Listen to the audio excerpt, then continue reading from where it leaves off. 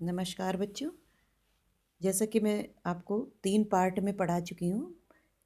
Part 12 सैर का साथी।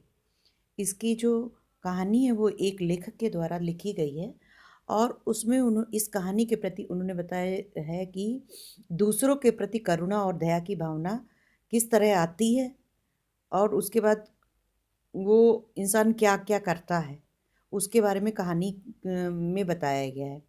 अगर किसी के प्रति करुणा और दया की भावना आती है तो उसका ये कोई ज़रूरी नहीं है कि वो उसकी भाषा जाननी ज़रूरी हो, उसकी बात करनी ज़रूरी, उसके बारे में मालूम। अगर उस टाइम दया आ रही है किसी कारण, तो वो आपके अंदर की इंसानियत है, मानवता है, और आपके अंदर जो करुणा होती है, जो दया होती है दूसरों के प्रति, वो सामने आती है और आपके संस्कार भी होते हैं साथ में।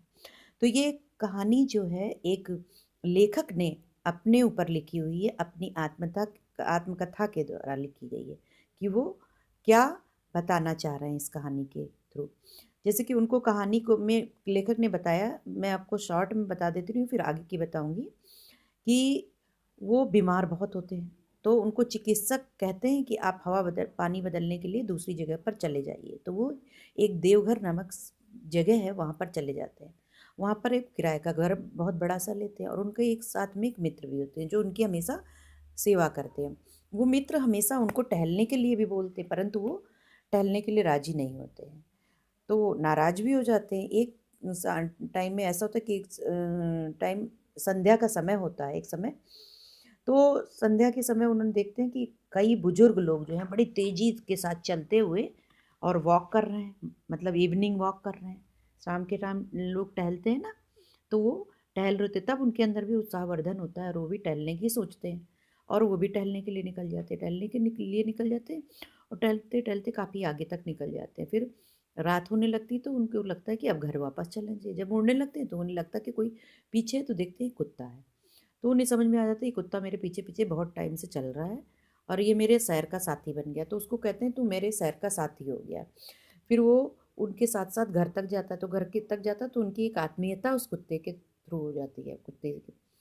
से तो बोलते हैं कि तू अंदर आ जा और कुछ खा के जाना, लेकिन वो अंदर नहीं आता गेट के अंदर। तो वो अपने चौकीदार से बोलते हैं कि देखो चौकीदार, तुम इसको गेट आज खुला रखना और ये अगर अंदर आना चाहे तो इसको अंदर आने देना, और अंदर आकर के आ जाए जब तो इसको खाना दे देना। जो किचन में बचा हुआ खाना है जो रसोई घर में, वो रसोइया से मांग करके इसको दे देना।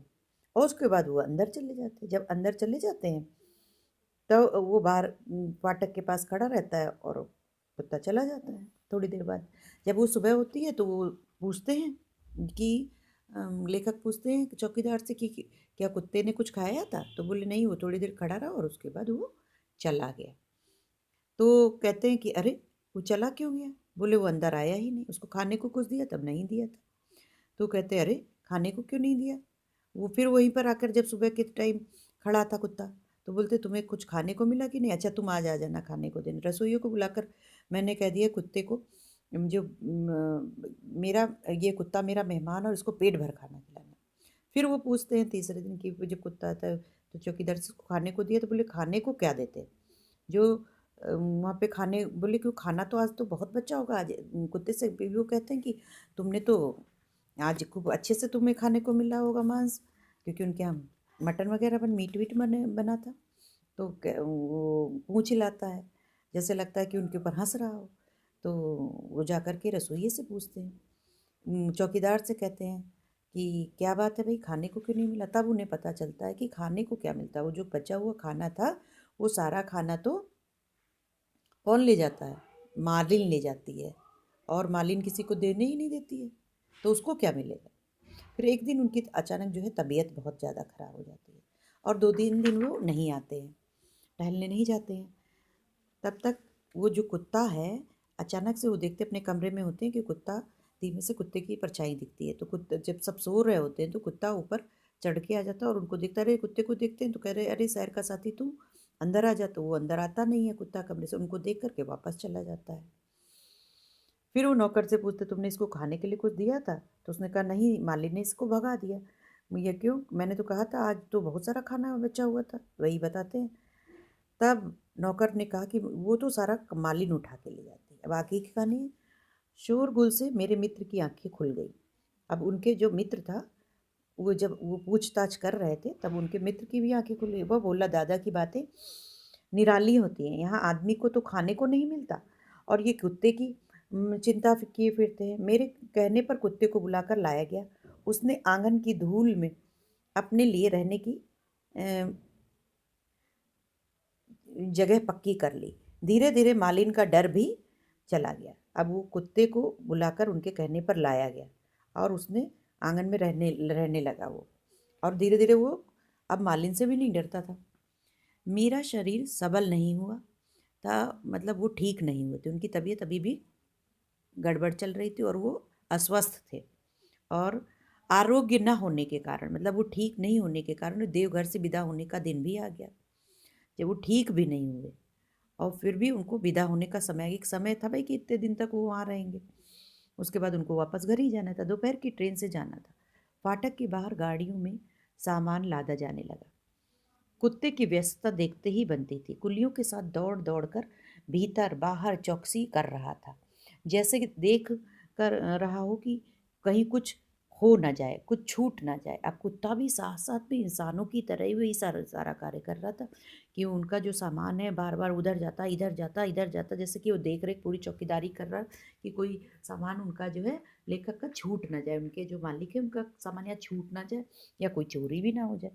सबसे अधिक उत्साह उसी में नजर आ रहा था। अब उसे भी समझ में आ रहा था कि ये सारा मान रखा जा रहा है और ये कहीं जा रहे हैं, तो लग रहा था कि सबसे ज़्यादा उस पर ही जिम्मेदारी है और सबसे ज़्यादा वही एक्टिव था काम करने के लिए। एक एक करके गाड़ियाँ स्टेशन की ओर चलने, मेरी कार भी चलने लगी। स्टेशन बहुत दूर ना था। वहाँ पहुँचकर उतरने लगा तो देखा कोई कुत्ता सामने खड़ा था। वो भी पीछे दौड़ दौड़ कर आ गया होगा, क्योंकि उनकी तो सूंघने की शक्ति बहुत ज़्यादा होती है और जहाँ जहाँ वो जा रहे हैं उनके पीछे पीछे रहा, क्योंकि कुत्ते की आत्मीयता लेखक के प्रति बहुत ज़्यादा हो गई थी और लेखक की भी कुत्ते के प्रति थी। मैंने कहा, क्यों रे, तू यहाँ भी आ गया? उसने पूंछ हिलाकर इस प्रश्न का उत्तर दिया। क्या जाने उसके क्या माने थे, वो पूंछ हिलाकर उत्तर दे रहा था, लेकिन वो लेखक कह रहे हैं कि उसका समझ में नहीं आ रहा था कि वो क्या कहना चाह रहा है। टिकट खरीदे गए, माल असबाब की तौल हो गई। मित्र ने आकर खबर दी कि ट्रेन के छूटने के में बस 1-2 मिनट ही देर है। जो लोग विदा करने आए थे उन्हें मैंने इनाम दिया। कुछ पाया नहीं तो केवल कुत्ते ने। हवा में धूल उड़कर पर्दे की तरफ छा गई। मैं जाने के पहले उसी पर्दे के भीतर से मैंने अस्पष्ट देखा कि मेरा सैर का साथी स्टेशन के फाटक के बाहर खड़ा एकटक मेरी ओर ताक रहा है। ट्रेन सीटी देकर चल दी। आंखों से ओझल हो जाने तक मैं उसे देखता रहा। अब कहानी का अंत जो है बड़ा ही दर्द भरा है कि वो बेचारा इतना आत्मीयता होते हुए भी, चूंकि एक जानवर था, साथ नहीं ले जा गए वो, और वो खड़ा होकर बड़े दुखी भरी नज़रों से उनको देखता रहा। और वो कि अब तो मेरा साथी चला गया। ये कहानी का अंत है कि ये कह रहे हैं कि इतनी आत्मीयता दोनों की हो गई थी कि कहानी का अंत सुन करके, मतलब जो हम लोग पढ़ा रहे हैं और आप लोग सुन रहे होंगे, तो बड़ा दर्द भरा लग रहा है। तो ये आत्मीयता के कारण ही हुआ, जो करुणा और दया उनके प्रति आपस में हम लोगों के एक दूसरे के प्रति रहती। धन्यवाद।